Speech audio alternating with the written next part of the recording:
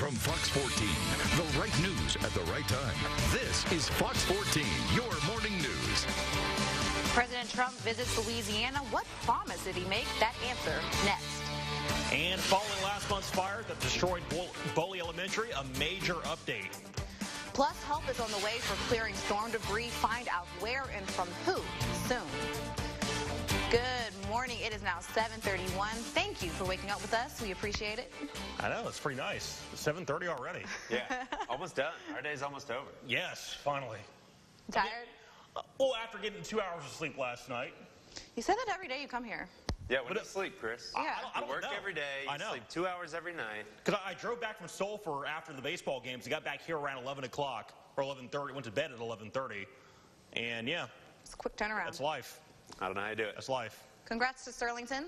OCS as well. Hey. Actually, really, Summerfield and West Monroe, I'm spitting all over the place. Whoa. Congrats to Summerfield and West Monroe, too, for making it down in the first place. No, I was just ducking. I didn't want to get You know, Chris's you don't want the weather, spit on me.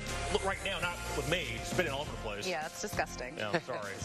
Yeah, you won't need the umbrella unless you're on the desk with Chris. We got sunshine in the forecast for you today. It's going to be warm. Upper 80s today, looking toasty. So, temperatures continuing to climb. No rain in the forecast of the weekend. Look at that, a beautiful start over there at Hamilton Expo Center. Clear blue skies, a couple passing clouds this afternoon. That's about it. I'm going to bring you all those forecast details coming up here soon. That's your forecast first. All right, President Trump in the Bayou State yesterday, and not for a campaign event. But that did not stop him from making what sounded like a campaign-style promise to the people of Louisiana. So the I-10 bridge, and I say this, and I give you this commitment, and I can't play with these three, Steve, John, Bill, everybody sitting here. If we win this election, which is just 16 months away, we're giving you a brand new I-10 bridge. President Trump promising Hackberry, Louisiana, a new bridge if he receives a second term in the White House. The president made his pledge after visiting the community's natural gas facility. The bridge he wants to replace appears to be the River Bridge. State lawmakers have been working on a way to pay for a replacement for the old structure for some time now. No word on how President Trump plans to keep his commitment if he wins re-election. El Dorado police need your help finding two people wanted for terroristic acts. Harold DeWarn Burns Jr. and Harold Lee Eugene Stevens III face charges including terroristic acts, aggravated assault of possession of a firearm by a felon, and more. They are considered armed and dangerous. Please call the El Dorado police or Crime Stoppers if you have any information on their whereabouts. Two former Richwood guards will be sentenced today for their roles in attacking 5 inmates. Former Sergeant Demario Schaefer of Delhi and former Officer David Parker of Tallulah are accused of conspiring to assault inmates and then covering it up. They, along with Captain Roderick Douglas and Lieutenant Christopher Loring, both of Monroe, and Officer Quintel Credit of Winsboro, are accused of pepper spraying inmates in their eyes while they were cuffed, compliant, and kneeling. Lieutenant Loring also charged with failure to intervene, and Douglas, Schaefer, and Parker with lying to the FBI about it.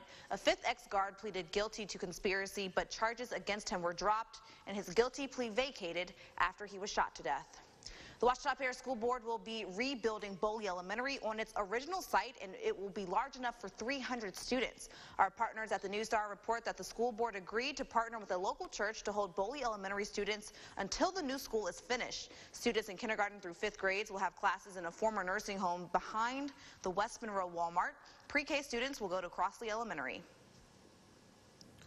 As yards begin to dry out, your neighbors across the Arklamas are finally able to clear debris from this season's severe storms. That's right. In Monroe, Public Works will be giving you a helping hand. Fox 14's Brian Briggs tells us they're relaxing the current trash ordinance, at least temporarily.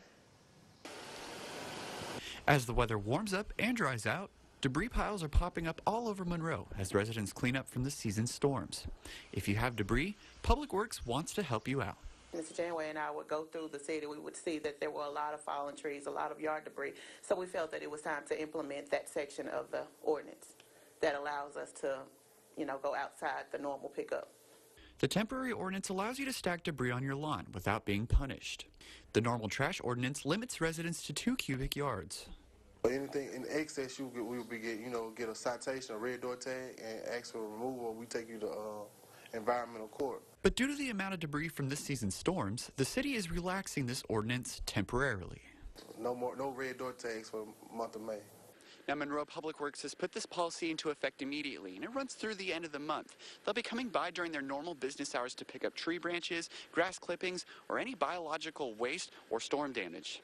That being said, there are a few rules residents still need to keep in mind.